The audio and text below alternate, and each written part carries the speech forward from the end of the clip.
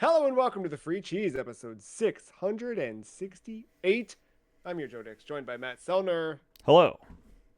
The Free Cheese is a weekly video game podcast about video games brought to you once a week by thefreecheese.com. Matt, I'm happy to have you here this week. It's the end of the quarter, Q2, which means we're going to look back at the games we've played on and off the air. We're going to look at some of the big news headlines from the last quarter. We're going to check in with the status of the consoles. We're also going to look back at E3. E3 just happened. Are you familiar with E3? I was not, Yeah. the new form I'm still getting to terms with. No, we're keeping it alive. We'll talk about our favorite stuff out of E3 and what we're cautiously optimistic about. All of that and more ahead. But first, Matt, with it being the second quarter of the year, I want you to tell me, what is your favorite quarter? Fiscal quarter in Of the football. 50 state quarters? I don't remember what they look like. I, I dropped a Maryland link did for you. not have a crab on it, right? It was like more Annapolis based. Yeah, it's just a boring old. It's the dome of the Maryland State House with white oak clusters and the caption "The Old Line State." Yeah, I'm good. None of the Yeah, that one above because looks I don't good. carry cash. Is that an I answer? remember I liked Connecticut's a whole lot. They had a just a big old tree. That one looked nice. I'm scrolling through here on this Wikipedia page. Connecticut's the front runner, man. Maine's got a pretty good looking lighthouse. To me, I think Texas cheated. I don't think many of the others put the outline of their state on the thing, but they just put the shape of the state. It's not very inventive to me. Colorado's looking all right. North Dakota's got an American bison. Montana might be a good one. It's got the bison skull. I do remember Washington with the salmon leaping out in front of Mount Rainier. Okay. I don't know, man. That might be it. Alaska's got a cool looking grizzly bear eating a fish. No, I think Connecticut's still my fave. I'm gonna vote Connecticut. Thank you. Yukon. Okay. That's what I got. Go Huskies. Bloomberg? What? Bloomberg Huskies? No, Yukon. The college, Oh, university, whatever you want to call it. I have no affiliation. I was just shouting out of college that I know. I. So am I. Bloomberg Huskies. All right, 668. I'm thrilled. These are always the.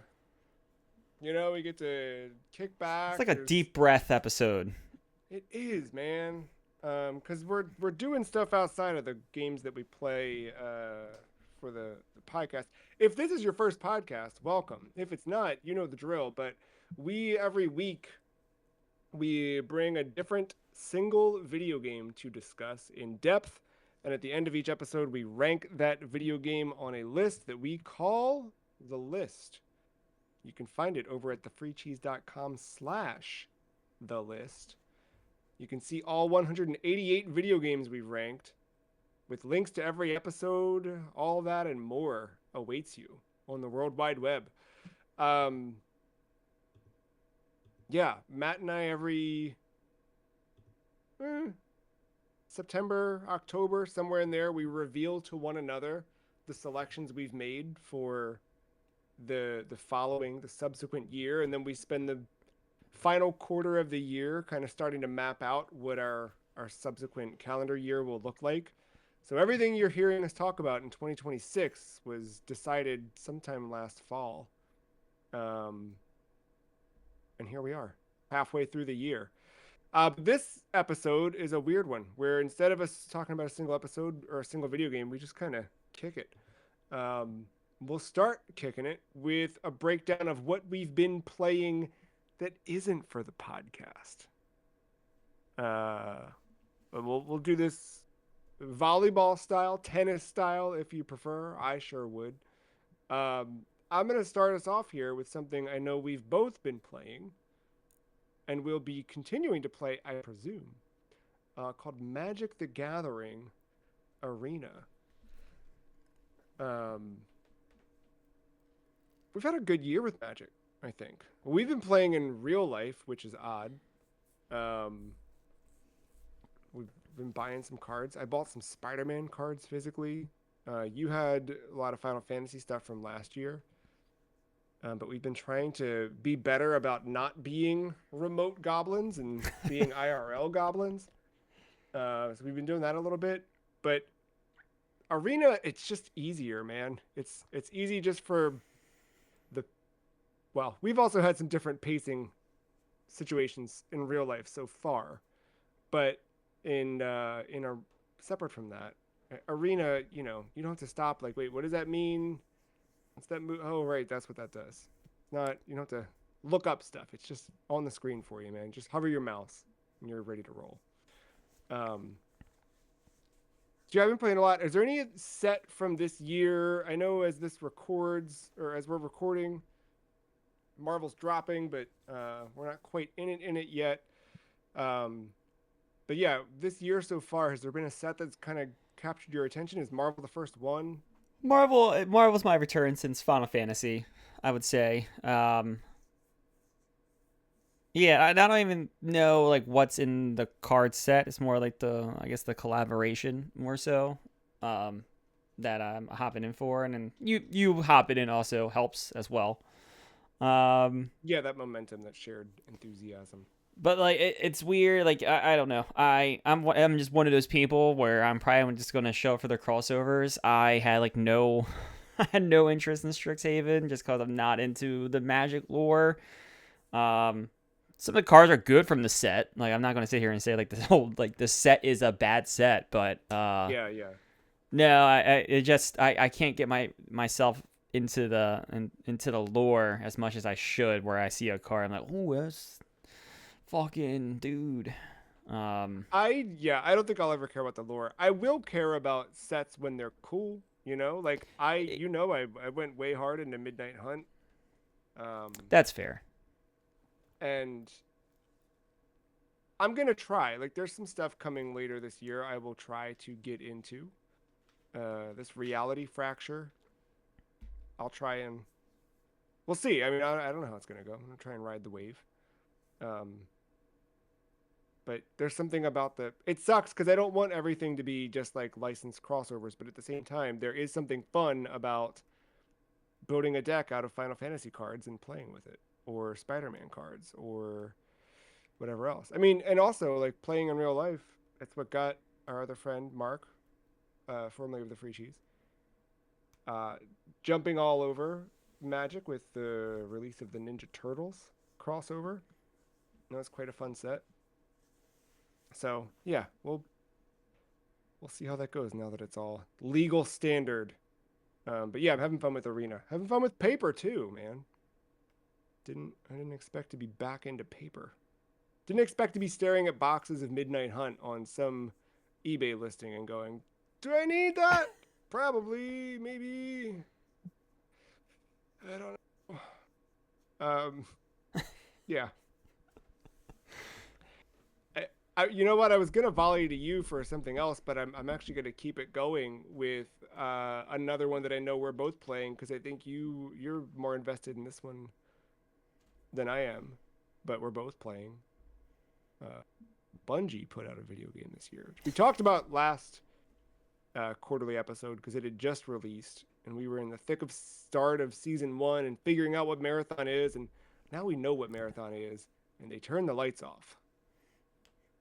Season 2 is upon us. How's the Marathon journey going for you?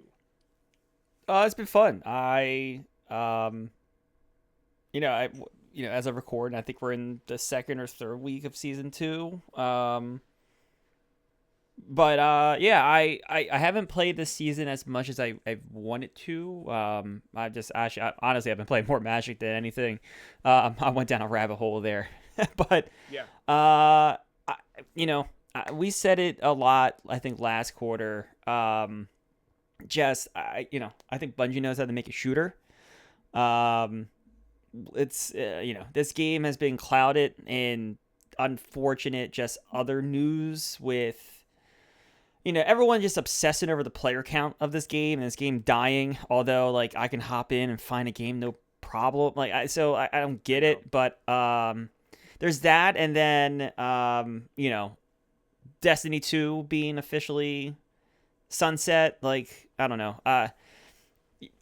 There's a lot of things around this game that seem to give it bad press, but man, like if you just actually just sat down and played it, and I hope that free week at the beginning of season 2 did help some, because I think I saw some Reddit posts of like, oh, I actually played this and I get it now.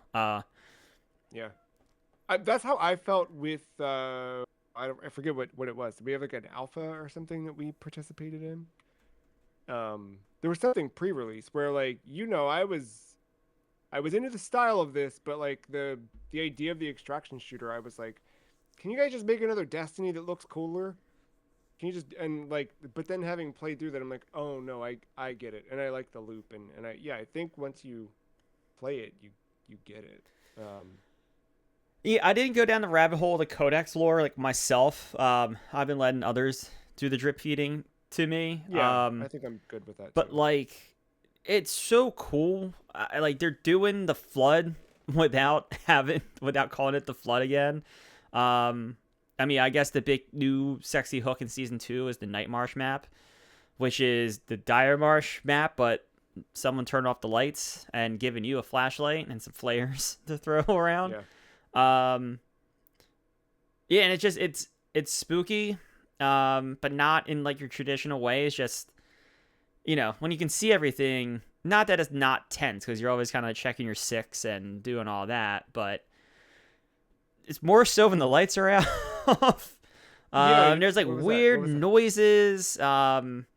For those that don't know, there's a weird anomaly map point of interest in the original Dire Marsh map, and it seems like it's gotten expanded and it's making weirder noises and weird shit's going on with it. That's probably causing all the creepy stuff to the new character or the new enemy type to start coming out as far as lore. But yeah, like it's just I don't know. I think it's just a really good game, a tight shooter. I think I don't think the Schluter the extraction shooter is going to be everyone's cup of tea, because you definitely have those like defeated. Oh man, has lost my shit. But at the same time, like I quickly filled up my vault, not with good stuff, but just filled it.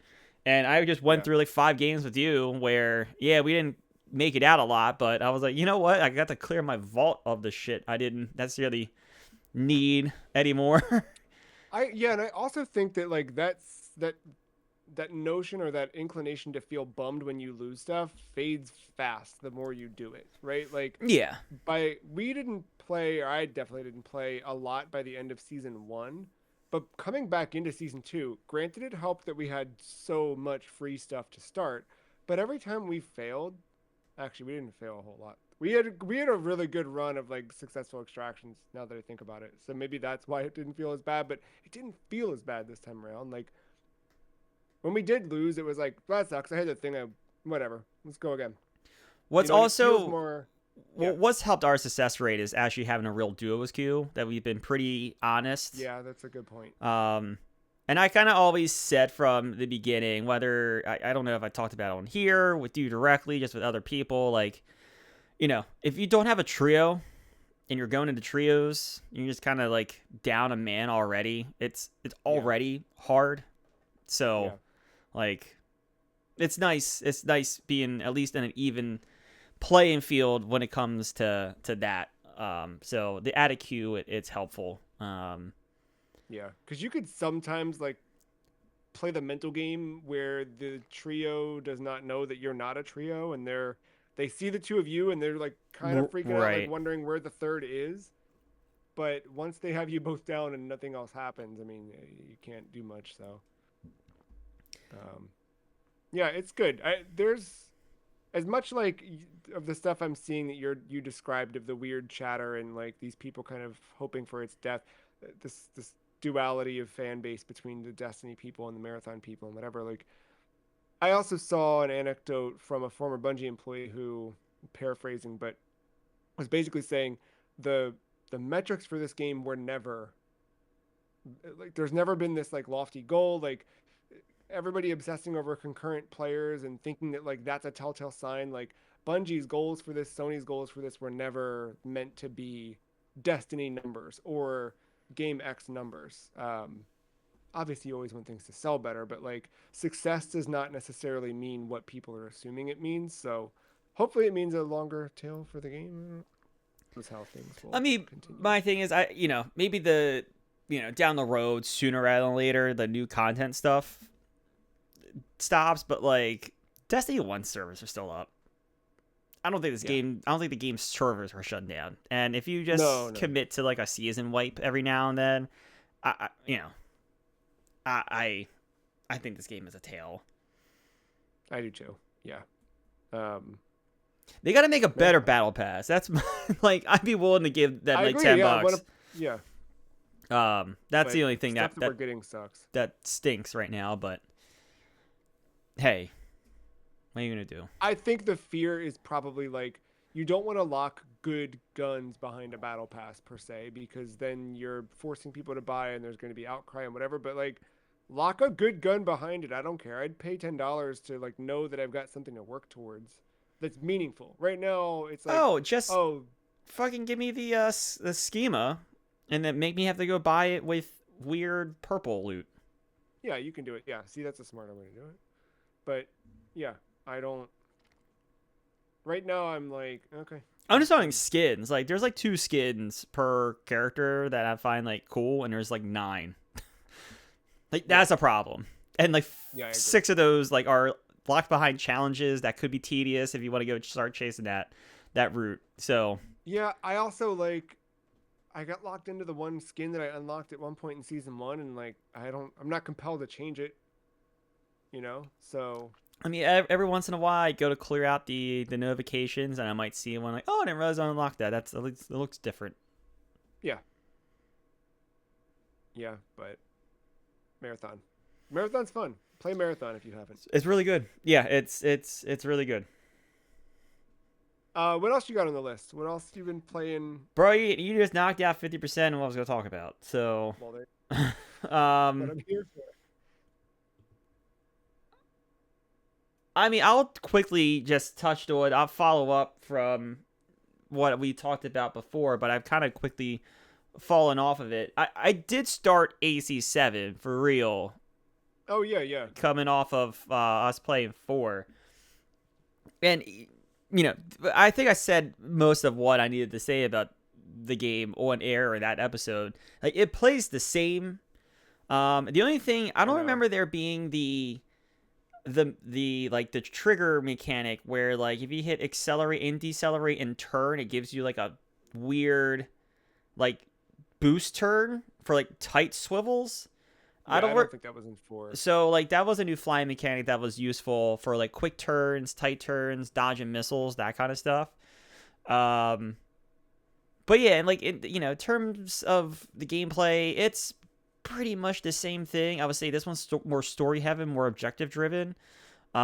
Very much longer missions, and I think each one's had that doo mission update, and then shit kind of hits the Mhm. fan.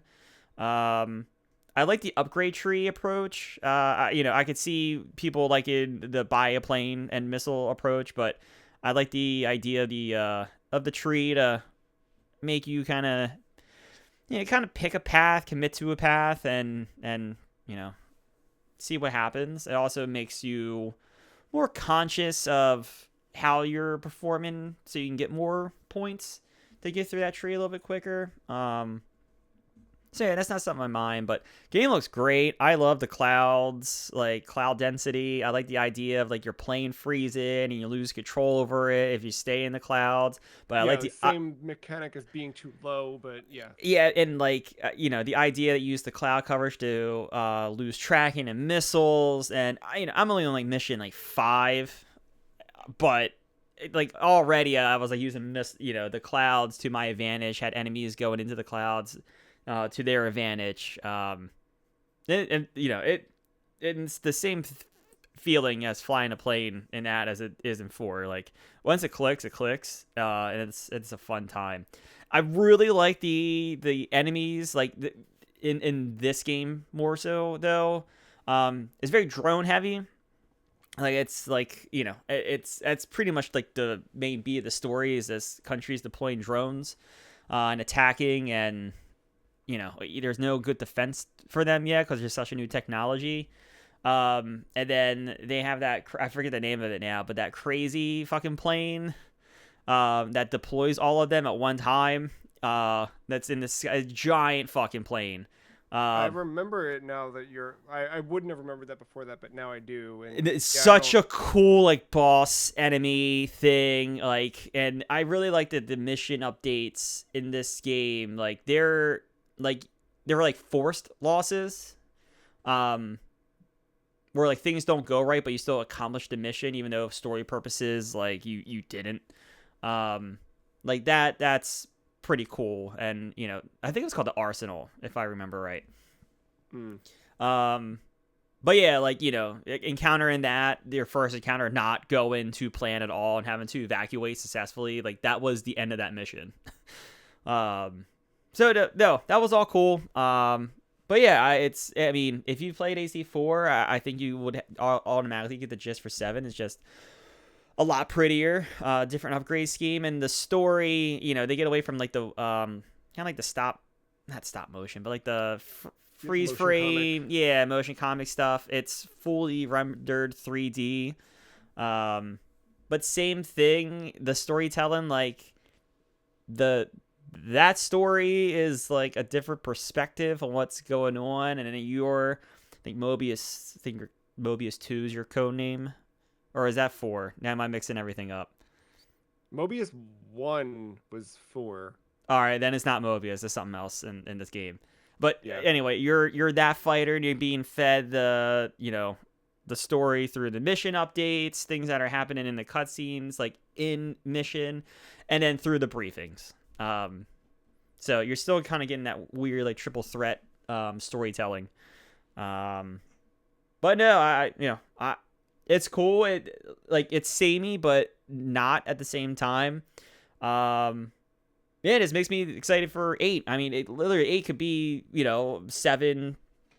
With 7 some with some added stuff, and it may be a little bit prettier. But yeah, I think playing 7 off of 4 makes me more excited for 8. I don't know if I get 8 at launch still, but. Yeah, just too many in one year, but no, it'll definitely be on my radar though. Even in like $10, 20, like $15 off, I think it's an easier purchase than had I not played these 2 games this year. Yeah, that's out October, I think. What is it? Yeah, good point. October, point. September. Speaking of flying around, did you check out the Star Fox remake demo? No, because I think Ace Combat killed any momentum for that. I had zero momentum for it from the start. The thing that turned it around for me was hearing that it wasn't made by Nintendo, but instead made by who was formerly Vicarious Visions. Oh, okay. So that team, Vicarious, got swallowed into Activision Blizzard. Or Blizzard, like Buffalo or something like that. Sure. And just thrown on the Diablo team. But the founders of that studio left, started a new studio, and have been working with Nintendo on a couple of projects over the last few years. So they did the Mario Kart Live circuit, and now they're doing the Star Fox remake. They were always very technically proficient. This is the same studio that remade the Tony Hawk games in a very wonderful fashion. They ported the Tony Hawk games to Game Boy Advance, the long Tony Hawk legacy with Vicarious Visions. But no, I don't know. I was intrigued, so I downloaded it and checked it out. And dang, dude, it actually is pretty good. Like, it feels really good to play, but I think the stuff they're doing with the cutscenes and kind of the character models just look wild and intriguing. I don't know. I'm holding off because my money for Nintendo is going into Rhythm Heaven, um, at least in the immediate future. But Star Fox might end up on my Switch later this year. We'll see. What did end up on my Switch, paid hard cash, is Tetris, the Grandmaster 4 Absolute Eye. Top notch. It's got one, we finally got a Switch release. The two, it is, you got head-to-head mode built right into it, local. You can swap between a more traditional Tetris style or marathon mode. Not marathon mode. Grandmaster mode, which is the Grandmaster. If you've not played this version of Tetris, is the crazy hardcore intense Tetris stuff that makes you feel rad when you get good at it. I'm not that good at it, but I'm not that bad at it either, which is fun. Also, how could you not play Absolute Eye? I'm still waiting on Terror Instinct. Is that what the third one's called? Oh yeah, Terrorist Attack 3, right? It's Terror Instinct. That Yeah, but sounds right. 3 never got ported to Switch. Yeah, 3. I'm still waiting on that. And I will buy that at one point just because. What a tile on your Switch. Thinking about. Go tiles. Open up that thread on the fuck is that forum website now called? It's not Oh, what? I don't know what you're talking about. The video game like blog forum website. New Era? New Era. No. Reset Era. Reset Era? New Era's Reset Era. Yeah. Ball cap. Oh, right, the Switch. I know what Oh you're talking yeah, about. yeah. Okay. I'm following now. I follow you. Yes. People over there do not like Switch icons when they're not good. Yeah, but Tetris the Grandmaster 4 Absolute Eye is available on Switch. I think it's $20. It's a steal. Go get it. Brought to you by the fine folks at Arika. Doing the work. How about you? What else you got? Not podcast style. I got one more main thing, and then, I mean, I think we talked about some during 13. Final Fantasy 13 kind of, I need to get through. I just need to get through it. No, I be remiss. Every 4 years, I watch a little thing called the World Cup. World Cup fever has caught me, and I think EA Sports very smartly was like, oh, let's put out our latest copy that is going to be old in probably like 3 months, out free on PlayStation Plus, and I downloaded it and been playing EA FC 26. I'm still getting used to that name, by the way. Yeah. Forever FIFA, but Also, did you see FIFA came out with their game? I think I saw a headline that it came out and it was like an embarrassment. Yeah. Is that the one partnered with Netflix or something? Yeah. I saw somebody gave it a 1 star. Yeah. It looks like a Wii game, dude. It's pretty bad. Oh wow. Yeah, it doesn't look good. Anyway, you know what does look good? EAFC. That game. I mean, say what you want to about the game opening up and you being presented with Ultimate Team and the first thing and the main menu being Ultimate Team. I figured that. And then the second thing in the menu probably linking you back to Ultimate Team. But once you get through those first couple listings and you get to the career stuff and you get into the game, dude, this game's so pretty. It is. If there is one 10 out of 10 compliment, it's how good that game looks. Most of the time, the player animations, there's a couple times where a player will get weirdly stuck at a hip and they'll bend in a weird way. It's just the collision detection, all this stuff. But, game plays really well. I think it's it's gotten way too advanced for me without me spending hours upon hours to learn all the different button combinations for the difference of an early cross, a lob cross, like there's mixtures of L1 and square, L1 and circle for different types of shots and whatever. Not that some of that wasn't there before, but it's more prominent now. But yeah, no, it's a lot of fun to play. I've been playing a lot of the player career, which is I just been controlling one person. They do this dumb thing where like you work for, obviously, like you play and you make money, and then it comes to your contract year, and then, either transfer out, you stick around, you can negotiate wages and stuff like that. But like as you get paid, you can use it towards like things for your character to increase their one of your three like personality trait ratings. And then those personality trait ratings, they don't do it like, oh, once you get to 500 Maverick, you get this. It's more like once you get to a total number of personality points, and then what's your percentage of your personality points in one of the three things. And then that will unlock different like special abilities for your character. Like one of them is the ability for like a long throw in, or increase spin on set pieces if you're taking the free kick, stuff like that. Of course, there's a whole, you gain experience, you put your experience points back into your character.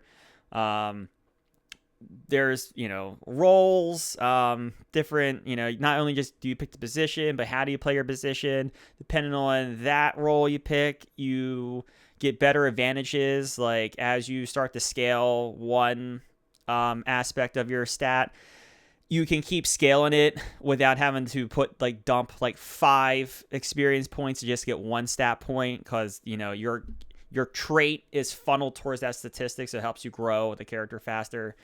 Can you re-roll those things, or are you locked into? You can. I was trying to see if I could re-roll like the trait, like the actual I got a player archetype. I think archetype's the word they use for it.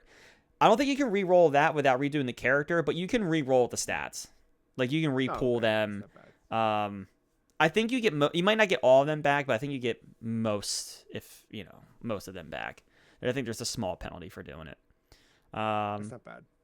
But yeah, no, it's so dumb. Like with the money, like you can buy all this shit, but then you can also like invest your money into investment opportunities, and after 30 days they may come back with more money, less money. Like it's fucking stupid. Like one of the things is you can invest in an esports team and see if it pays off for you after 30 days. And then do you take that? Can you use it? Can any of that? Does any of that turn back into Ultimate Team? Fuck no. Oh, okay. No. What are you talking about? This is all free. This is the free part of the game. Got it. But no, what you do is like, so instead of me, using 50K for, 10 personality points, what I could do is if I invested in an esports team, I get a payout and double my money.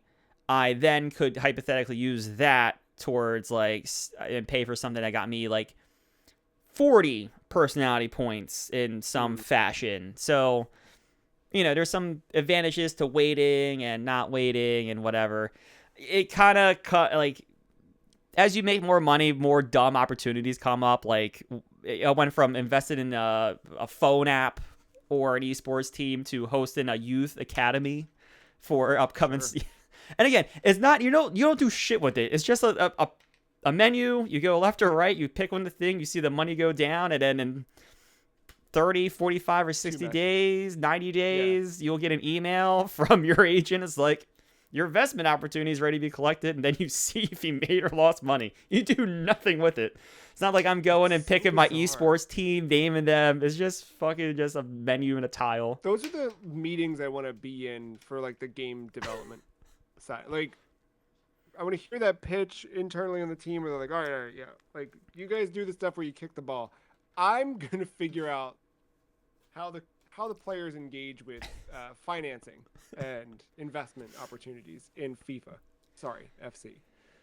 Yeah, right. Will never die. But in terms of the player progression stuff, I think the whole way the transfer stuff works. So at the beginning of the season, you pick a target club. And depending on where you are and the club, so like I started in the MLS. If I wanted to go to Manchester United, which is one of like the premier English teams, I would have to do absurd, fucking stupid accomplishments, like score an unrealistic number of goals or specific types of goals or stuff like that. Or sometimes the team would just straight up tell you like, we're not ready for you, like we have no interest in you yet.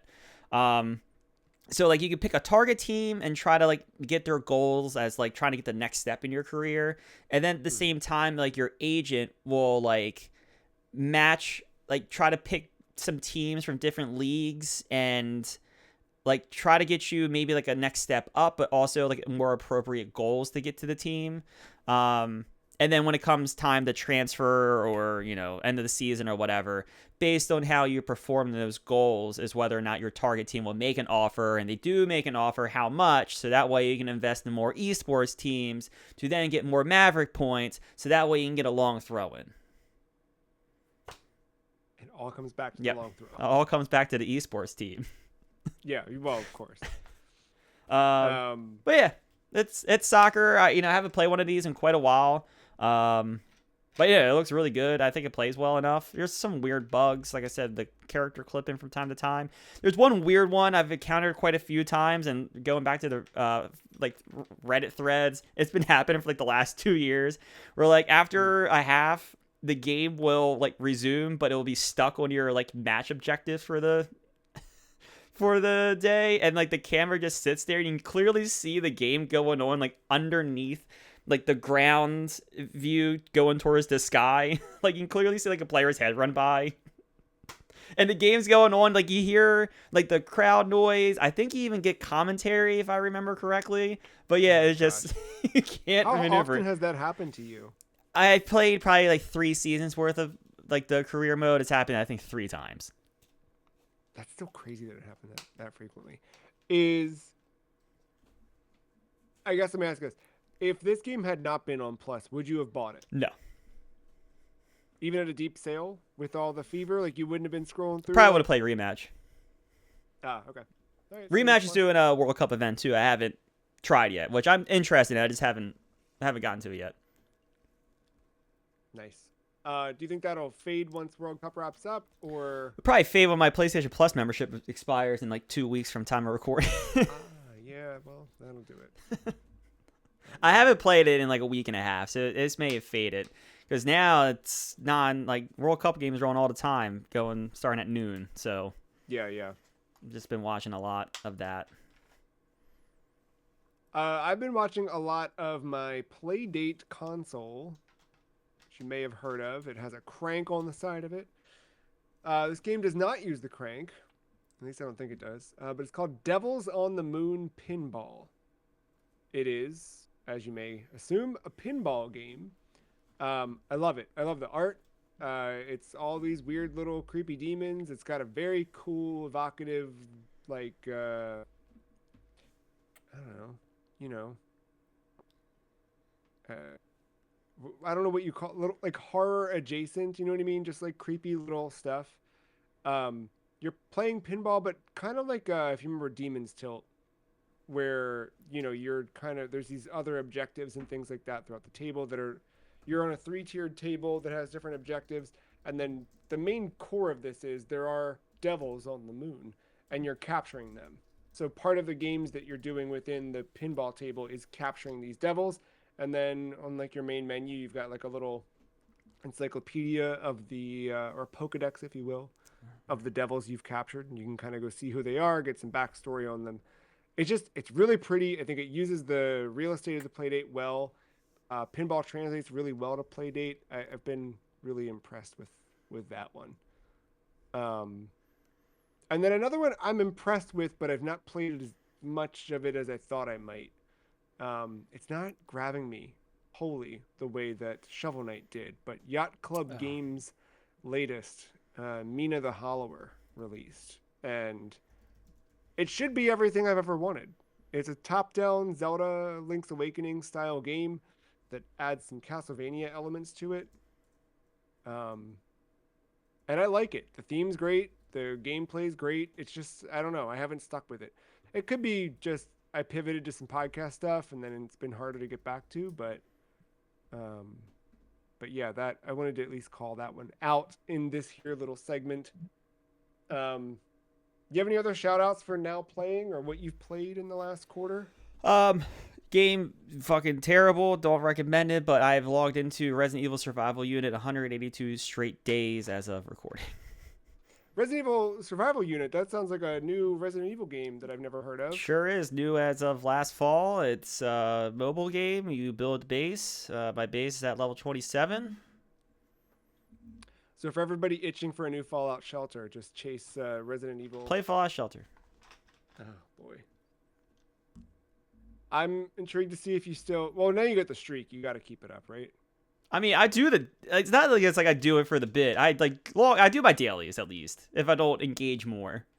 Still haven't okay. paid a cent. I love it. I need to make sure I write down a note to ask you about it, lest I forget in our Q3 check-in. I'll start that later. I did want to call out. We won't go crazy, but I've been doing some stat keeping on my video games this year. And I've been basically when I sit down to play a video game, I write down what the game is, which platform I'm playing it on, which platform it originally released on, and my start and end times. And through that data, I have amassed a bizarre spreadsheet that is growing in beguiling new directions daily, it seems. But I'm able to track every game I've played, the time I've spent playing them. I've got fancy charts to track the percentage breakdown. If you're curious, so far to date, I have spent 19.89% of my game playing time on the Nintendo Switch 2. Just for reference. Spent 6.56% of that time on the PlayStation Vita. Not to be confused with the 1.58% time spent on the PlayStation Vita 2000. Keep that in mind. Anyway, there's a whole bunch of fun we can have with this stuff at some point.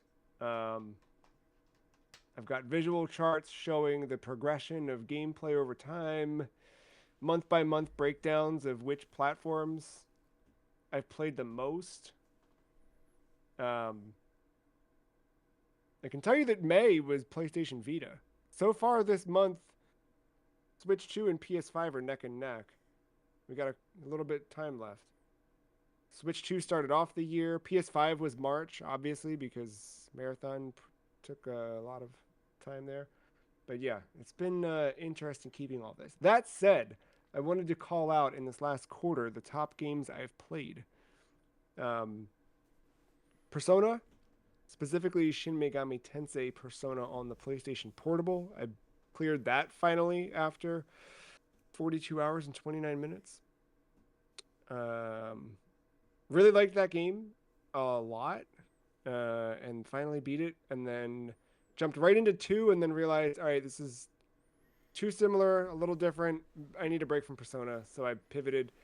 With Lego Batman Legacy of the Dark Knight releasing, I was really stoked, but it's not on Switch yet. So I was like, I had Lego Batman 3 on Vita. Why don't I go back and do that? And I put 15 hours into that. On the other end of the spectrum, some games that I've played not that much, but enough to know that they rule. Basketball Nightmare on the Sega Master System. Okay. Is sick. I was just, as you do, scrolling around on the Master System and saw Basketball Nightmare. I think it was still NBA Finals time. Okay. And man, if you see the animations of the dunks and stuff like that, where you're fighting werewolves that are dunking and stuff, you get what I'm saying. Are you finding pictures of it? Is that what you're reacting to? No, the boot up was very loud in my ear. Oh yeah. It's fun. It plays better than you would expect it to for a Master System basketball game. Oh, look at that. Oh, he missed. Yeah. Oh, Wolfman it's hard. missed. It's easy to miss. It's a good time. basketball I nightmare. never even knew this existed. Neither did I, but here we are. And then the other one you do know exists because we got to play it together, and I'm ready to play more of it. It's Diable de la Yes, Place. I was hoping you would say it. I even looked up the name to make sure I called it out. Yes, dude. I just want to put this out there. We talked earlier about the magic of the Nintendo Switch, receiving Tetris the Grandmaster 4 Absolute Eye, among other things. There is a company. Is it D3 Publishing? Is that who's doing this to us? I'm trying to find a name, but essentially PC, 88, right? Yes. D4. Sorry, forgive me. Not D3 Enterprise. D4 Enterprise. They are doing the Egg console series that is releasing primarily on Nintendo Switch. I think they've started to bring some of them to Steam, but very few. Essentially, the Egg console is ports of PC 88, PC 98, MSX. I don't even know what else.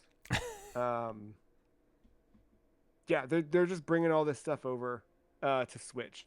Now, unfortunately, they are not in English.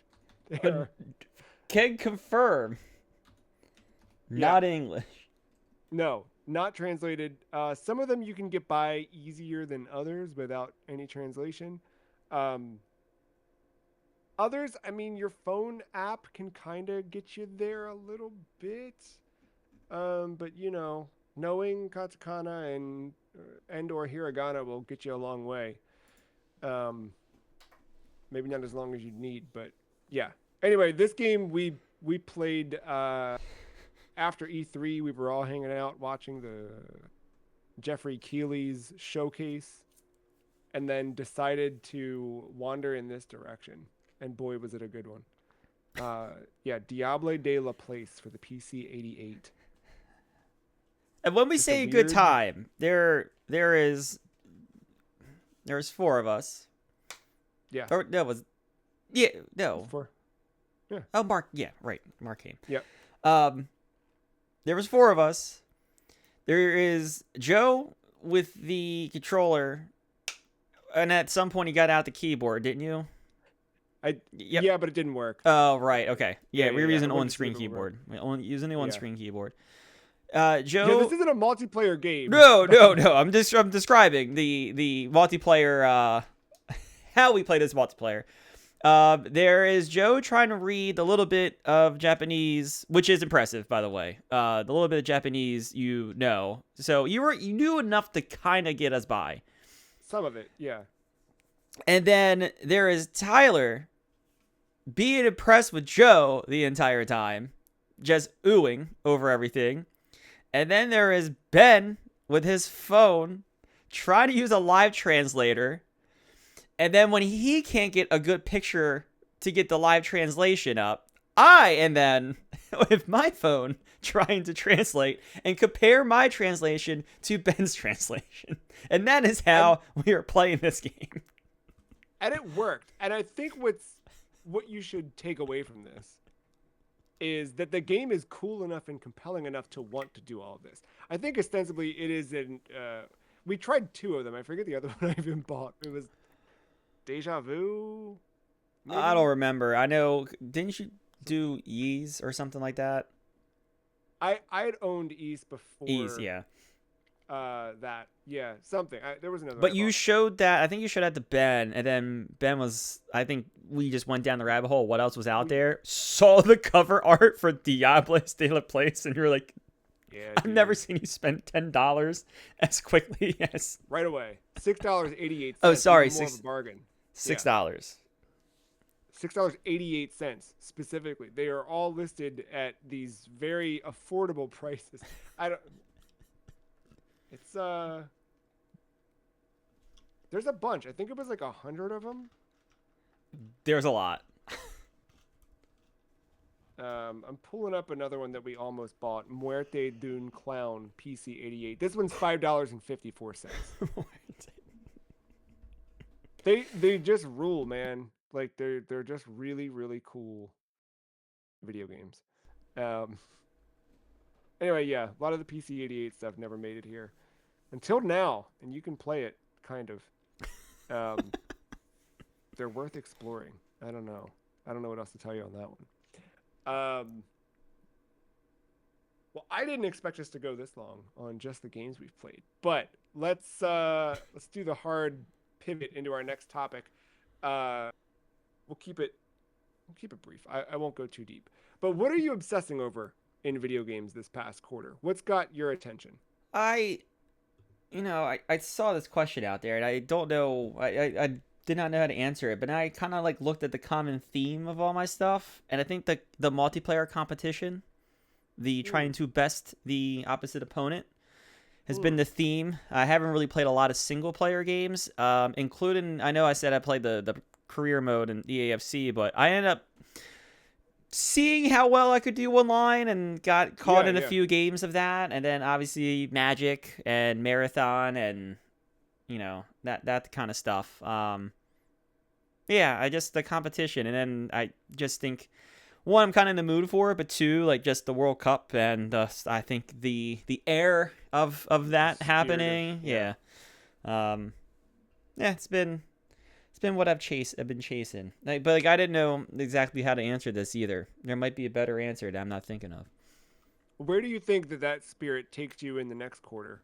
Is there anything on the horizon that you feel like can draw you in competitively, or is there Oh,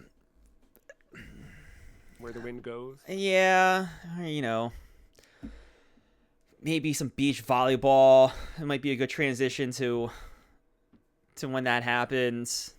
Sure. Um, I got nothing I can follow that up with. I Just dead Stay in the tuned. See sand. what we followed up with. Yeah. Um. Well, we've been playing a lot of PlayStation 1 games this year, since I selected 8 of my 16 to be PS1 games.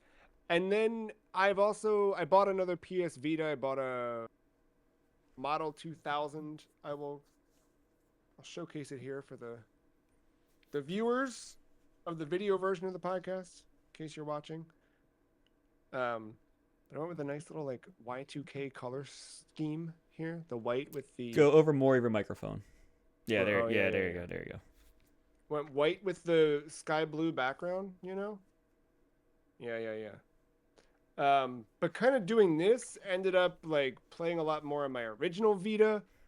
I also am doing something real dumb, playing my PlayStation TV a lot. A lot of you might not even know what that is. That was when Sony decided to take everything that was inside the Vita except for the touchscreen and put it into a tiny little teeny tiny box that's like the size of a pack of cards. And it just runs the Vita OS. But you can painstakingly move your save files back and forth between a Vita and a PlayStation TV and have this terrible faux Switch experience pre-Switch. Um, but I've been doing that and playing a video game I call Wild Arms. You may know it Oh, as yeah. Wild Arms. Um, but I'd never played Wild Arms. I bought it a long time ago, ages ago, on PlayStation Network. Um, and I want to see more of like that PS1 era of JRPG that isn't Final Fantasy. Not that I've seen all the Final Fantasies from that era, but just like what else is out there that I know I missed on. Yeah. What are the So other Kudelkas? what are the other Kudelkas? I'm playing Wild Arms. Wild Arms is pretty wild. Having a good time with that. Um, Parasite Eve 2 is next on the list once I wrap up Wild Ooh, Arms. I know. I'm just gonna do it. That's where I'm at. I'm gonna it's not a bad keep game. making my way Just through it. don't expect one. Yeah, It's a exactly. I Resident just want to Evil see what it is. 1, 2, or 3. Yeah. But I've got a whole list of like, here's all the PS1 stuff that I have bought on PSN through the years and never finished or never started or whatever. So doing that on being able to jump between the PS TV and having it with a controller feels cool, and then handheld if I want it is nice. But I also went back on PS1. Mr. Driller is always a classic. I've been playing that on and off as a good bit, and then it's the year of the vampire, so I had to pick up a fresh save in Castlevania Symphony of the Night, as you do. Um, but yeah, a nice little like PlayStation experience has been refreshing. Getting more out of the PS1 stuff than we're just doing on the podcast, but it's working. Um, it's a lot of games where like I'd thought for a while about putting Wild Arms on the list, but it's like just long enough estimated where I'm like, it doesn't make sense to do that. Yeah, So Wild for the sake Arms of things, definitely seems like the unique one of like that bunch when you start to look at yeah, like screenshots and various like games. Because isn't a battle system like weird? yeah, it's very odd. Yeah, You okay. basically, as you attack, you're building up a meter, and then once that meter's full, you can spend it on these special attacks. Oh, a But limit also the break. main character Rudy has a gun. Um, yeah, limit break. But it's I don't know. It's a different. It's like in chunks. I'm. Like you don't spend it all in one thing. You like Oh, so Street Fighter. yes, yeah, it's interesting. Um, it's been a good time. And then I recently pivoted a bit to the Nintendo Wii. So I've also been kind of bringing that into the mix. Yeah, having a good time. Playing some Need for Speed Carbon, Yeah, you as you said that the do. other day. I was like, okay, have fun with Carbon. It's good. Oh, I know it's And not a it's bad one. I'm just like, motion okay. controls too, and it feels. I don't know, man. It's the thing with the Wii for me is we're gonna do an episode later this year on PS3 and Wii's 20th anniversaries, um, and playing it now. We've got a game coming up in a couple weeks or a month or so on the Wii, but playing some other stuff on it, like it's just. I also rewatched the E3 announcement, like of like the E3 2006, like the whole big blowout of here's what Wii is and here's what's happening, and like just remembering the excitement around the lead up to launch and what that console was doing. It really did feel like something new, and then kind of reflecting backwards. This is crazy, and I will probably talk about this again in November when we have this episode, and I don't who knows. I think the Wii was the last special console, the last one that felt truly remarkable. Because if you think about it, what I'm arguing here is that basically that generation, you had the Wii that just did this completely different thing, and then you had the 360 and the PS3 vying for top of what they were doing. And then post that generation, we've just been trying to chase the 360 ever since. How do we keep doing that? How do we stay online? How do we make graphics pretty? How do we do all this stuff?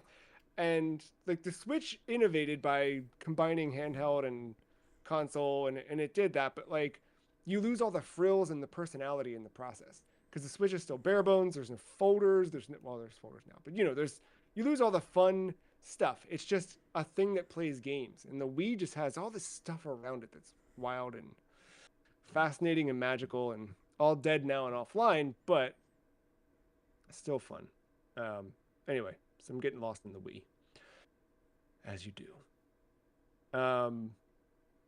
We'll see. I see myself playing more Vita, PlayStation TV, and Nintendo Wii in the coming weeks and months. So we'll check back in with those later on this year, I suppose. And I'll have the stats to back it up. I'll let you know where I've been spending my time. This past quarter, we spent our time with 12 games, if my quick math is correct. Um, we won't belabor them because guess what? We've got dedicated episodes on all of them, or each of them. But I will run down what we talked about and where they're currently ranked on the list. And I'm curious, Matt, which of these rankings surprises you just kind of hearing it? We started off with Echo the Dolphin, which landed at 162. Remember, we to date have It 188 should be video lower. games on the I don't think list. I argue hard enough. Followed that up with Resident Evil Requiem, which is now sitting at 21. WWE SmackDown versus Raw 2007, speaking of the Wii era, at 111. Better than Echo the Dolphin, they said. Tomba for the PlayStation 1 came in at 84, with Intelligent Cube also on PS1, landing at 69 currently. Final Fantasy 13 sits at 54. flip those numbers around, and Sly Cooper and the Thievius Raccoonus over at 45. Mock and X just below WWE SmackDown vs. Raw 2007 at 112. Matt's aforementioned affinity for Ace Combat 4 Shattered Skies that I shared launched that at number 40. The House of the Dead at 83. And just last week, we put Catherine Fullbody also in the top 30 at 28. Any of those in hindsight seem weird? Well, besides Echo? I think it's weird to hear a mainline like Final Fantasy game like right at that 50 mark of like 180, but yeah, I think when you look at how stacked our top 50 is and what that game is, again, we go into much further detail. That game is better than the word of mouth on the street about it, but there are better Final Fantasies. I agree. I also bought Final Fantasy 10 and 10 too, so I can do that on my Vita PlayStation TV situation. My count was off. There was 11 video games. We had a 12th episode besides this episode this quarter. 660, the video game franchises and how we connect to them episode, where we kind of dive into franchises and what it means to be a franchise. With looking back at this first half of the year, we both set some intentions. How is the year of reason going? You want to redefine the year of reason for the listeners? And oh yeah, just update? Like I'm not buying anything unless like I can like give like a whole like 4 bulleted real good points, and not just like the why, but the when and the where. More so like, when do I have time to play it? Where in the calendar does this make sense to play it? Yeah, and I've been pretty fucking good and stingy with that. Maybe to a detriment because I've missed out on I think a game or two that I would have played, but that was more like the when knocked that stuff out. Just like Pragmata just came out at a bad time for me. We'll play it. We'll get to it this year, I promise, but I just don't know when it makes sense to. I've had the same thing with Pragmata, yeah, among some others. Does it feel refreshing to not have to be there right away as soon as all the reviews are popping off? No, I got over that. What was the infamous game I finally did it for? I'm gonna call it Quantum Leap, but I know it wasn't that. Deathloop. Right. Yeah. That was the game I conquered that finally. Yeah. It's still, I get spun up in it where I'm like, should I? But yeah, it's. I would say though, everything that I've like had that like interest at release, I kind of still have. Like 007 First Light, like the buzz that got, like it actually perked my attention. Didn't get it day one, but I probably will buy it because it does. I've heard good things, and the things like not just hearing good things, but the things they are specifically pointing out. I'm like, okay, that seems like something that I will enjoy. Yeah.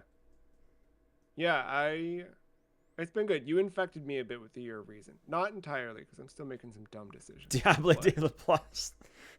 That's a great decision. You kidding? That's a must buy.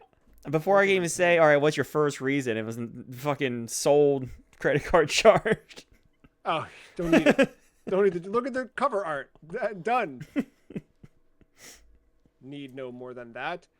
I declared this year the year of the vampire because I needed to make sure that Castlevania stuff happened, and it has. So, yeah, for me, since last quarter, some stuff hit PlayStation Plus that I got to check out. There was a trial of Vampire the Masquerade Bloodlines 2. I played that for a Saturday afternoon and got what I needed from it.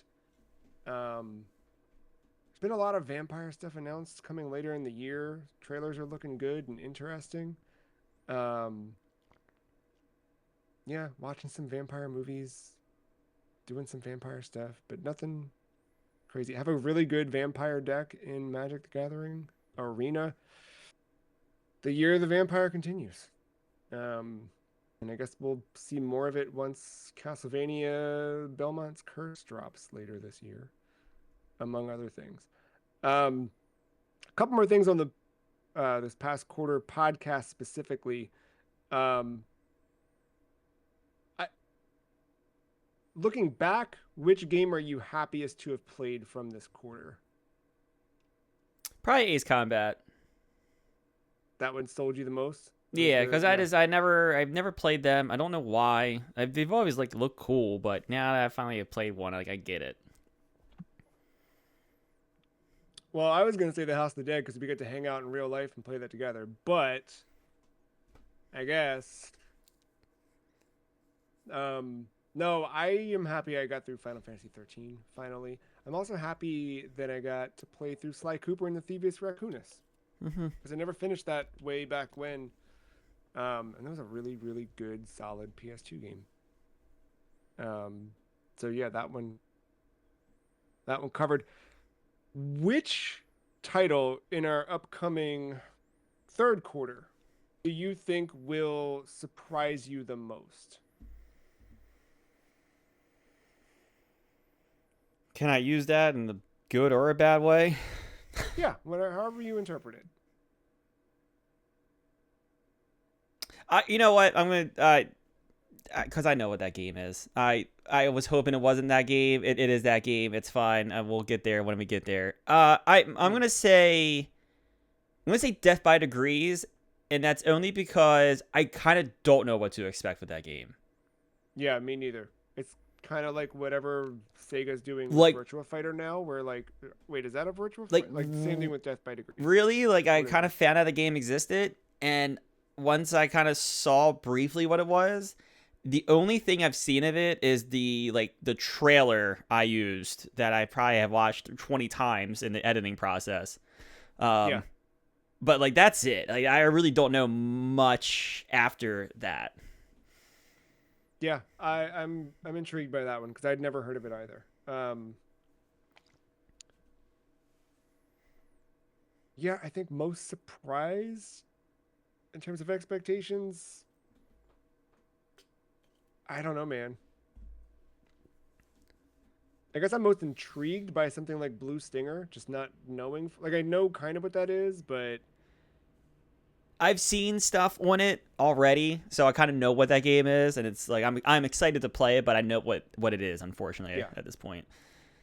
yeah, I think I do too, but we'll see. Um, More on that stuff later. Well, next quarter as we continue.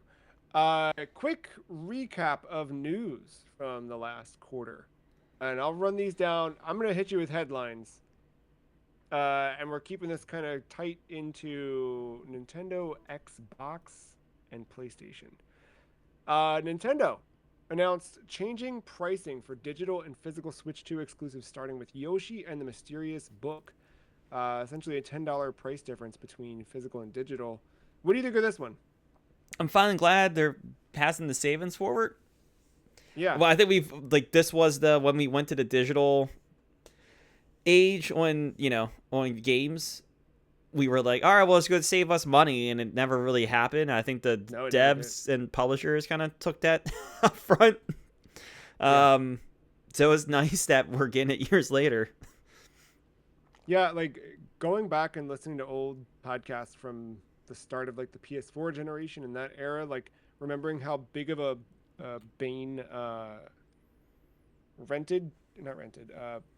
used games were and all that stuff, and like, oh, the shift to digital does this and does that for it, and But at the same time, how horrible the PlayStation 3 store was. Awful, horrendous. However, not to be outdone, the Switch 1 eShop had been pretty bad for a long time until recently. I don't know if you've checked this out, Matthew. Switch 1 eShop got a redesign. It's finally good. They mimicked a lot of the Switch 2 stuff, and they made it load fast. You just open it now, and it on a Switch 1. Crazy. I haven't picked up a Switch 1 since the Switch 2. I also, though, the best thing they released is an app that I actually use, their Switch Online Store app. I use that all the time. I know it's been a good send. Like I think I buy stuff more from that app now than I do my actual Switch. I agree because it's preloads. It's there. It's set. Wish list is right Good to go. there. It loads. Yeah, but I still rock the Switch Lite quite a bit. So it was nice that that works now. And last Nintendo story, last major thing I jotted down is that Nintendo is just making its Nintendo 64 library, starting with Star Fox 64, and then apparently The Legend of Zelda: Ocarina of Time is being remade sometime this year, um, as they say. Are you? We talked about Star Fox earlier. How are you on Ocarina of Time? I'm interested, but like that trailer teaser, like I don't know. I don't know. I'm just scared that the fact that it's June and we don't have a date for it.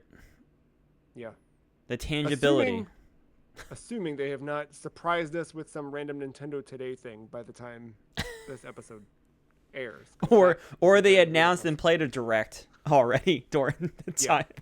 Like we got very with well Star could have happened. Fox.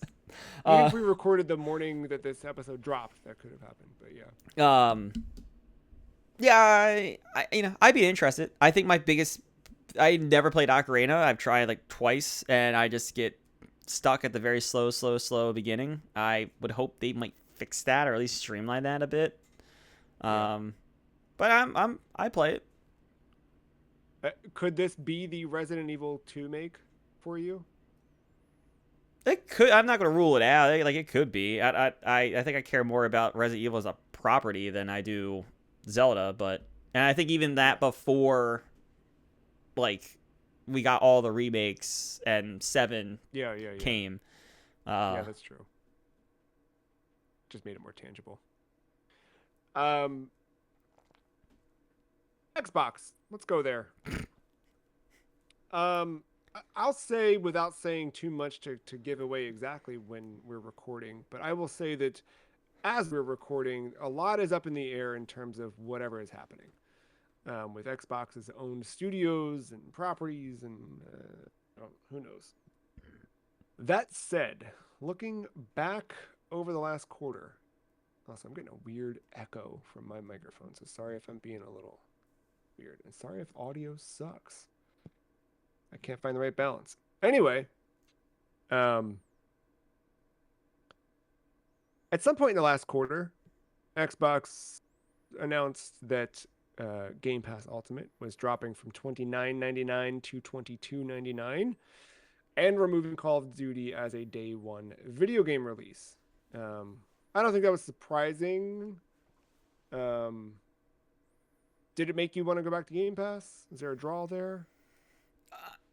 I'm back in like the. I mean, if they put out stuff. Sure. Yeah, if there's something I needed to play, maybe by a month. We got from the leadership changes. We got a lot of "We are Xbox," tenants of Xbox, and I'm so sorry, Matt. Jeez, this whole time I've been saying Xbox, and what I mean is Xbox. Xbox is what I'm trying to say. We got confirmation that they're making another Call of Duty this year, a fourth Modern Warfare. Fourth Modern Um, Warfare. I want to rephrase. a seventh Modern Warfare. They're calling this one the fourth one. This one is finally coming to Switch 2. So, all you Switch 2 heads out there. The contractually obligated one. Yes. So, ow. I want to see how that But performs. yeah, me too. While Call of Duty is making its way to Switch 2, and some other Xbox properties are remaining multi-platform, Xbox also announced the return of exclusives. Gears of War E-Day is now an Xbox and PC exclusive.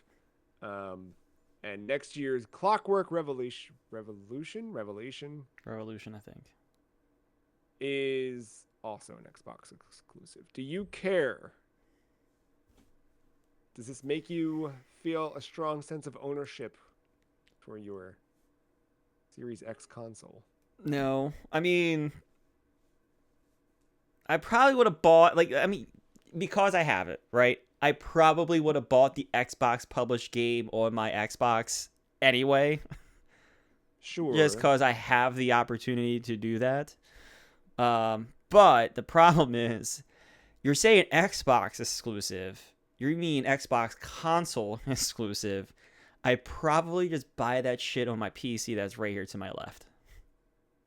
Yeah, and I think that's a big thing. Like that stuff technically stopped when PC became part of the like. Yes, these are on PS5 now, some of them, and whatever else. But yeah, to your point, like if you have a PC, why would you not just buy them there?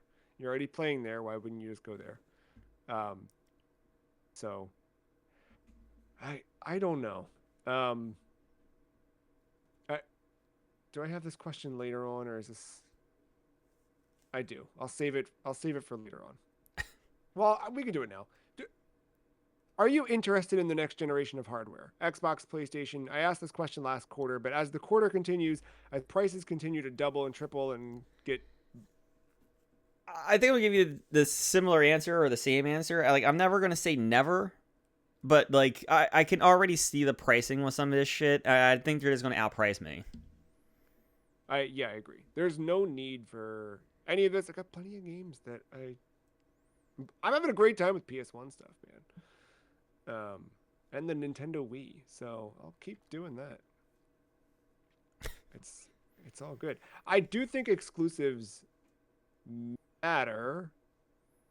And I think having the right story, like remember, I bought a Series X before I bought a PS5 this generation because they had the right story. I think Game Pass had good value. I think the promise of what was being built was strong compared to what Jim Ryan had been doing with PlayStation. And I think there was a good narrative there and a good, you know, good groundswell. And I think a myriad of things that all coalesced to kind of get where we are now change things. But yeah, I mean, the acquisition of two major third-party publishers definitely changed that business and changed the platform. And I don't know. I don't know. But what I do know is like, yeah, why would you buy an Xbox when you could just not buy an Xbox? I say that as somebody who thinks that like a lot of the things they did do were correct and cool, and I think the backwards compatibility program's still great. I think some of the franchises could be great, but yeah, I don't know. But I mean, this could have been an Xbox. You were so close. True. True. Oh, I think you said Xbox. You mean Xbox. Well, that was before. It was just Xbox. Oh, right. Sorry. This could have been an Xbox. I know. PlayStation. They're the other one. This could have been an PlayStation Xbox. announced, or rather, Bungie via PlayStation announced its final service update for Destiny 2. Meanwhile, Marathon Season 2 launched, and Saros launched. Other than that, I don't have any major headlines for PlayStation. Was the first party stuff this quarter? Which stuff? Them. Oh, where they kind of quietly pulled back from PC. Yeah, Yeah. you're right. Yeah, They get it. I mean, they did it a little bit different though. I mean, they were always slower to put it out. It was never day and date with PC. Yeah. So, and they say it's just their single player games, which I mean, those are the ones that they were delayed anyway. Like obviously, Marathon was all platforms at launch. That just made too much sense. They still support Destiny 2 on all platforms. I'm trying to think what other multiplayer games does PlayStation have. Well, they got Tokone coming up on PC as well. Yeah, I mean, there's stuff that they have that comes out on both, but I think they're heavy hitters. Like Wolverine, I think they announced PlayStation only. Just PS5. Yeah. Which I think makes sense, like, because Yeah, no, it does for business. Yeah. Yeah, I know people where I've said like, "Oh, have you played Spider-Man yet?" Nah, I only have PC, but it's fine. I'll wait for it to come to PC. You gonna play Wolverine? Yeah, when it comes to PC. You know what I mean? They're not buying hardware, and then you're not in that ecosystem, and Yeah. I guess looking at that, who's leading the platform race for you? Doesn't matter. I guess Switch. I don't know. They I have more two. mean not in terms of that. For you, like, what are you drawn towards? Steam. Yeah. Yeah. I mean, I would love. I would love if my Switch 2 could do everything. I guess Pragmata is gonna be that first test on if I can get past that in a way. But Yeah. I don't know. I am perfectly happy sitting at my computer. Um, I'm gonna call out the upcoming games per publisher or console, first party. And just talk about who's got the most exciting lineup for the rest of the year.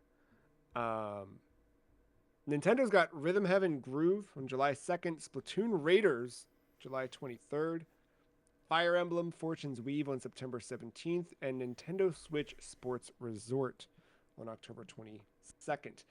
Also, no final release dates as of this recording, but Legend of Zelda Ocarina of Time remake and the Dusk Bloods are scheduled for 2026. Xbox has an expansion pack for Doom the Dark Ages Revelations coming out July 8th. Halo Combat Evolved, the remake of Halo 1, July 28th. Minecraft Dungeons 2 on September 29th. Gears of War E-Day as an Xbox exclusive, October 6th. Call of Duty Modern Warfare 4, October 23rd. Finally, PlayStation has Marvel Tokone on August 6th and Marvel's Wolverine on September 15th. Plus, presumably season 3 of Marathon and whatever else from that. What do you think? Who's got the one that's drawing you in the most? Does anybody have a stellar lineup? I mean, not stellar lineup, but I'll probably end up buying Wolverine day one. Oh yeah, yeah. I mean, I'm intrigued by Tokone. I don't know that I need it day one. Wolverine, I'm there day one. Excited to see at Evo. Just not gonna play it. Yeah. On the Xbox side, anything grabbing you there? Not really. Like I like the idea of the prequel missions or whatever the hell they're doing on Halo, but Yeah, like I'm not yeah. rebuying yeah. and playing through the whole. Yeah. And Gears E-Day. Like I don't know if I'm there day one for because it just looks like another Gears game, and I'm just like not in the mood for that right this second. I mean, who knows? Come October 6th, but October and September are so fucking stupid. I don't see me buying it. Yeah, there's a lot.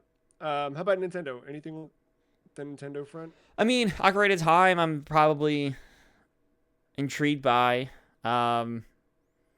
I just don't see me. I know Splatoon is like a $40 game, I think, or 50, 40. Yeah, it's not much. Said I like the idea of it. I just don't see me buying it day one, even with it being in the summer.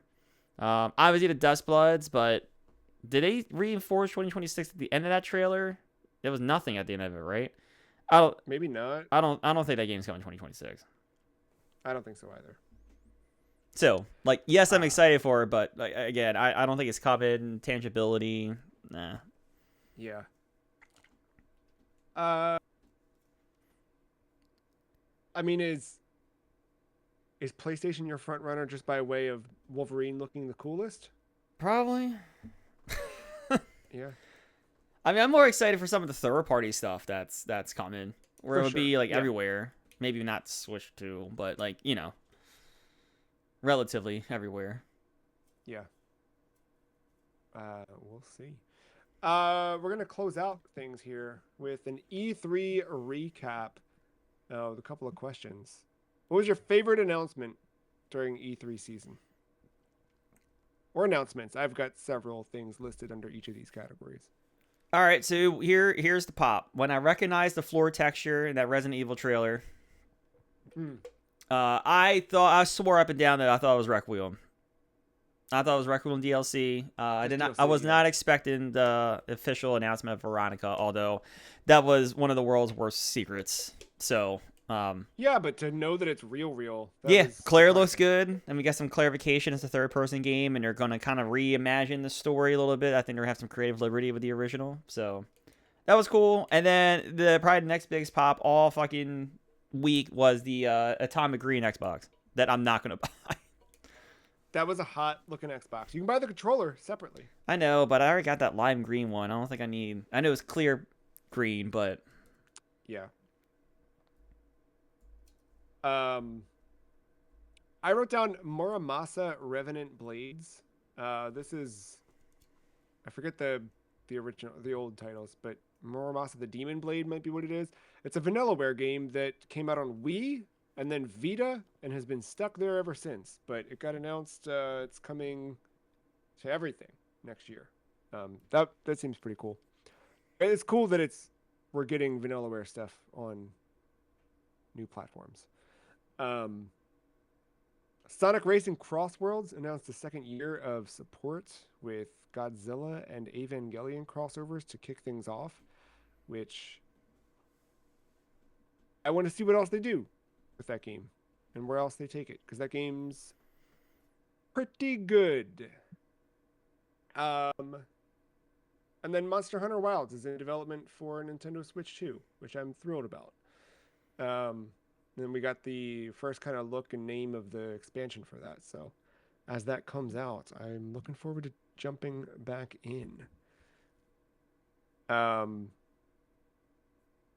You posited this next question. Which game has reinvigorated your interest through some sort of announcement or showcase at E3? I have a couple. First one, Tifa and Street Fighter 6. I'm starting to forget that was a game on my PlayStation that I can play. Well, that's because you're in your 30s, Matt. It's not for you. You uh, see all that? There's no. Street Fighter 6 director or producer came out and said that where Street Fighter 5, 4, blah, blah, blah, always demographically skewed towards the 25 to 35 crowd or something like that. This is specifically, they've been seeing player numbers in the 15 to 25 age bracket drawn to the game more than we're too old now. Oh, okay. Or just make a good game and people will show up like I did. That's a good strategy. And also good put in cool Not characters. that they're targeting. I don't want to put words in. He's not I know, targeting I that range. understand, but We're you can just also just seeing. put out a good fucking game, and then you get the 80-year-old that will show up if it's that good. Fair. Um, Fair. but no, Tifa, I'm excited for Tifa. I might poke my head back in. I might be terrible with her, but I'll try. Yeah. You have a couple we can volley. Yeah. You ever heard of Fire Emblem Fortune's Weave? I have. I'm not wholly in, like I'm not all the way in, but seeing what they showed here and it being just enough time because I skipped I don't remember what it even was called. The Yeah. one that happened after Three Houses. Wasn't I it like skipped that one. red and Engage. blue? Yeah. Yeah. Um I skipped that one, but I'm like, I could do another one. And kind of seeing that, I was like, all right, maybe I'll do it.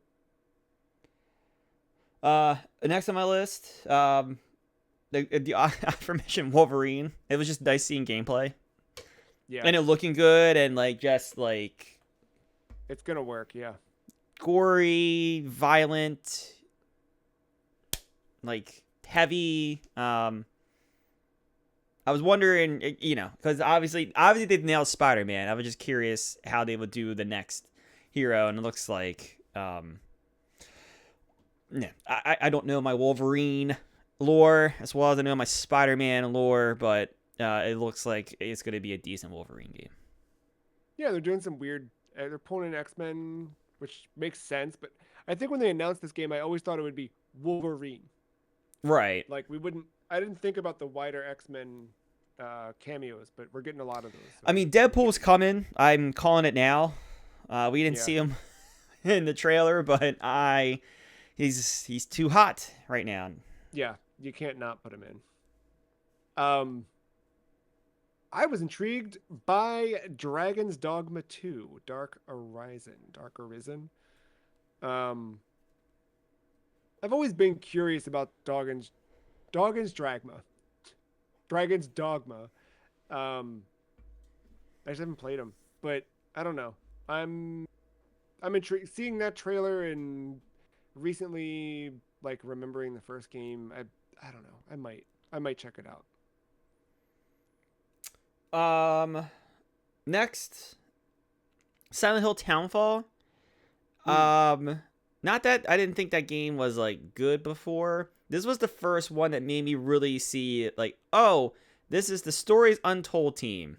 Oh, this is the Yes. Observation team. That was Yes. the first time I really saw the DNA of that dev in this game, and I think it, with me going down this weird route with Silent Hill, the timing might line up where I'm excited to play when the time comes.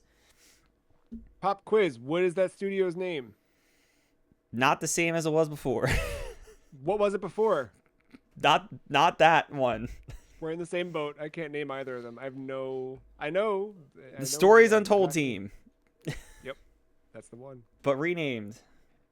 Um, the Teenage Mutant Ninja Turtles: The Last Ronin. I missed the trailer for this because I think I went to the bathroom. I think Fortnite came on. I went to the bathroom, ended up Yeah. missing Last Ronin. I think was what happened. So Last Ronin, I read the comic. Uh, I like Ninja Turtles. You know what I mean? Like I'm good with them. We have a good relationship. I'm not. Um, but I read that comic because it seemed intriguing and it was pretty good. Um, and when this game got announced, I was like, oh, I wonder what they'll do with that. Like, I think a good Ninja Turtles game, a modern Ninja Turtles game, is well overdue. I think the side-scrolling beat 'em up one was great, but it's a very specific type of gameplay. So I wanted to see like what else can we do. The fact that Platinum is now doing it, and they're getting a second chance. Platinum did it before when Activision had the license, and I feel like it just didn't. I don't know, but we'll see. It's been a while since Platinum had a hit too, so I don't know. But I'm in again, knowing that my interest had kind of fallen off with Ninja Turtles because it was sort of just like they're under Embracer development wise, game wise. It's under Embracer. It's a whole thing. I don't know what's happening. But now I'm like, there's this Paramount Games thing that's kind of doing some stuff. I'm intrigued. So yeah. All right. I got two more. Next one, Control Resonant, and it's for the stupidest Oh, reason. oh. They I said know why. Because Jesse showed up. the words the last, the old house, the old house. Yes. Yeah. Yeah. Yeah. Finally, Yeah. like they Right. acknowledged the first game. It feels like for the first time. I was like, okay, Yeah. Because everything else has been like, you're a guy with a hammer and you're in New York City. And it's like, all right, but what about all the other stuff? yeah. And then I think didn't they start off? I was like, if they just said like the old house, and then they did, I was like, whoa, hold Okay. All on. right. All right. I'm in. Yeah. Um, I'm intrigued by that too. I should check that out. I liked Control. I also still didn't go and play. I haven't done Alan Wake 2 yet. I haven't. I never did the Alan Wake deal. I did the first DLC for Control, but I didn't do the Alan Wake one. Yeah, yeah. There's a lot to do. What else you got on your reinvigorated list? I'm just gonna say Metaphor Fantasia because it's coming out in November. They did it. I know. I was Yeah, begging all week for someone to fucking do it, and they did it. they stepped up to the plate. Take that, Grand Theft Auto. Watch out. Uh, our penultimate E3 question here: which announcement has you cautiously optimistic? Senua 3. Good answer. Good Good answer. Uh, I have a couple written down here. Do you have any? Do you have more than one? I have legit ones. Okay. I got Final Fantasy Resonance on this Me list. too. Me too. Me too. I don't like the Yeah. fact that it's the mobile game, but I'm hoping they gave it some love. Well, what I saw is, or I I've seen people say, is that Octopath Zero had a similar treatment or similar lifestyle. okay. It had a bunch of gotcha elements in the mobile game, got ported, and basically they just took the story, the concept, the art, all of that stuff from the mobile game, and then said, okay, if during the planning phase we had not made this a mobile game and we made it a proper JRPG, what would it be? And that seems like what they're doing with this. I liked the mobile game a lot. I never engaged with. I did the pulls because I had to get Ariana Grande, but I never paid money for it. But I played that and like, yeah, story wise, it was good. There was Okay. some decent mechanics, like JRPG wise, that I remember. I, So I haven't seen much of like the gameplay. I did hear I think they're sticking to season 1 of the mobile game. that sounds right, which means we may not get Ariana Grande in this version, but stay tuned. They could do whatever they want, right? Like, the summon characters are just, Oh yeah, I mean, God, that heritage is rich. yeah. What else you got on your optimism list? Um, Cautiously optimistic. I put the Dust Bloods on here because I don't like the fact. Going back to what I said earlier, I don't like the fact that I didn't see a year, and I also don't like the fact that Elden Ring took a turn for the worst, and we're getting it like later in the year. Yeah, I'm I wonder hoping how they much that. learned from Elden Ring and took it towards Dust Bloods, and that's like the Me reason too. for the delay. But yeah, it's all but inevitable. I think this game gets delayed. Yeah, me too. Uh, Persona 6 got announced. I think it looks. I had that in my in my next thing. Oh, interesting. Yeah, fitting. Um, I don't know. For me, like I'm intrigued by it. I think I like the green theme. I like the spooky graveyard stuff. But we saw nothing else from it, so I really don't know what to make of it. But I'm cautiously optimistic. Um, yeah. What? Any other cautiously optimistic? I got two more. Yeah. I'm gonna say State of Decay 3, and not because I don't think that game's gonna be good. Or is it gonna release? Great question. Excellent question. Don't know. Um, I don't know. Right. Yeah. Will Right. you will you buy it or will you buy Game Pass for it? I would see what you do probably, because I know it's probably gonna be multiplayer driven, and I kind of missed the Yeah. boat with it when with the second one with you. I probably Game Pass the start, Mm-hmm. but Yeah. Full sample. Um, my last one for this category is Kemori, which is the new one from. Oh gosh, I didn't write her name down. She was the former right. director at Tango Gameworks, who left I forgot that was to her start her game. own studio. Um, you are hunting yokai. It looks sort of like Monster Hunter meets I don't know what. What's her name? Nakamori? I forget. But yeah,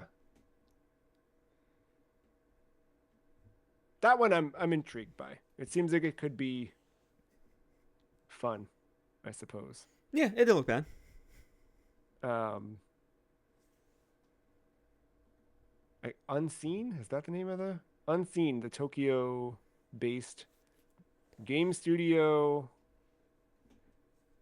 Eventually, I will find her name. While you tell me what your last one was. Ikumi Nakamura. Sorry. Oh, all good. Star Wars Zero Company. Oh yeah, that one looks pretty.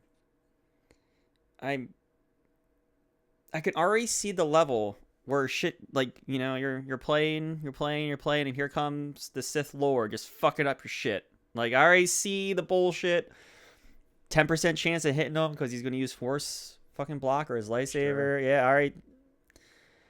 The Gears one was sneaky good. I still recommend that. Um, just due to the aggression mechanics they have with the chainsaw and stuff like that. So like if they can pull in weird, cool Star Wars mechanics to make it like stand out from just another XCOM. I'm Yeah. game. When I'm in the mood for one of these, like, I get invested. So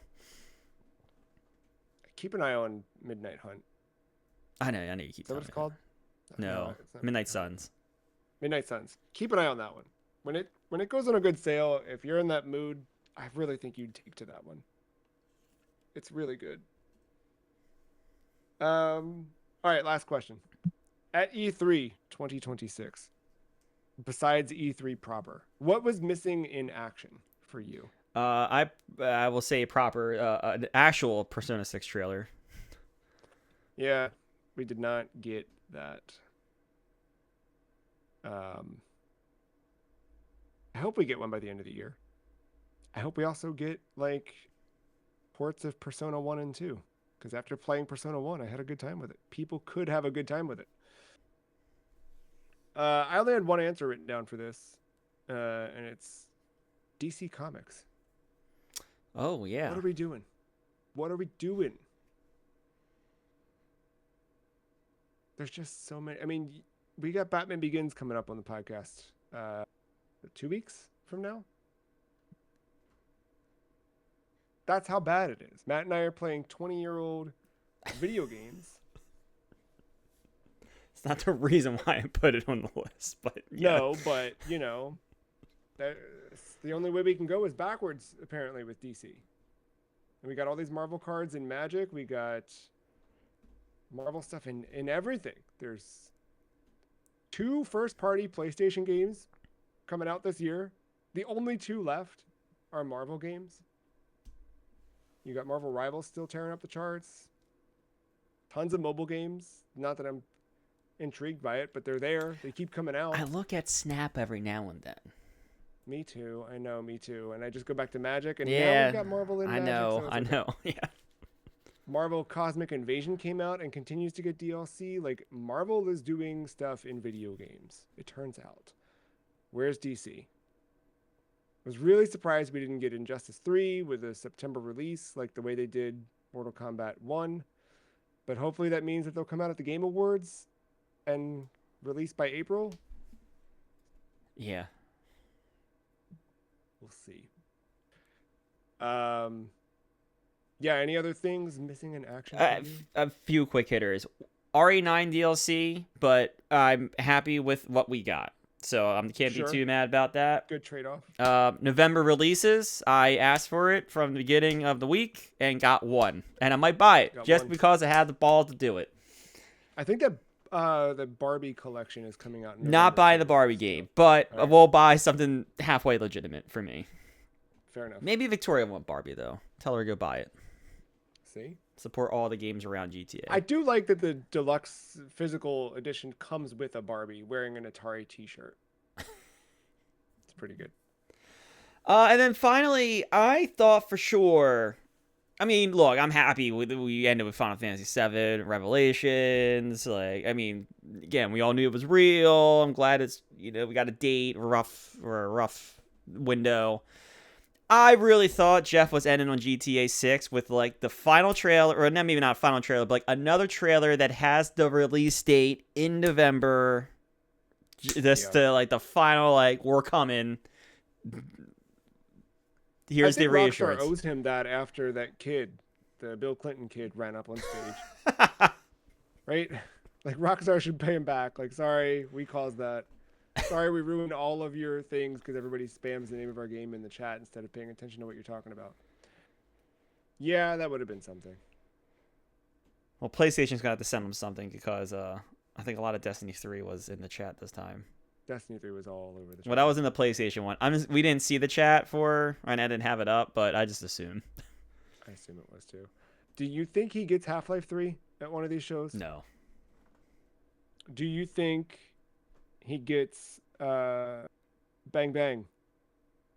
If anyone would, he would. Yeah.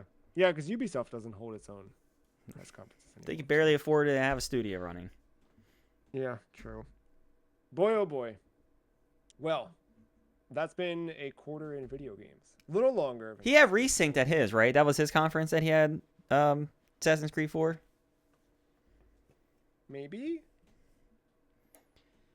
I think it was his, because I think I remember being over your house. Yeah. Yeah, the fact that I'm vague on the thing means I probably saw it and got up and walked away, which I think you absolutely did. I think you went Yeah. to get the pizzas from We had upstairs. pizza at that point. Yeah, one. Got it. Assassin's Creed. I understand.